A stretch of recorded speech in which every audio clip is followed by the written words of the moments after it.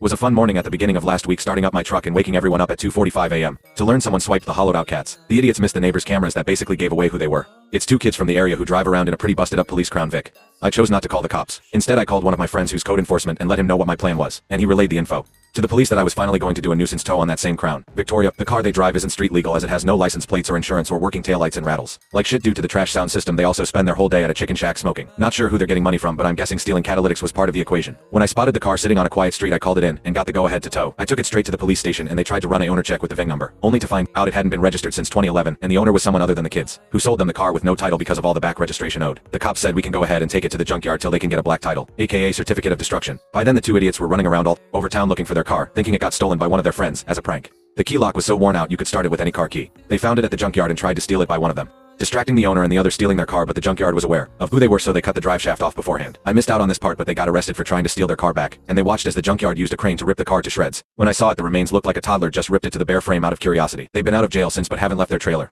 I did a drive-by earlier and noticed a beater Jeep Liberty in their driveway, also with no plates, and already working with the cops on taking that too. If I see it out in a public, except I won't miss the show next time.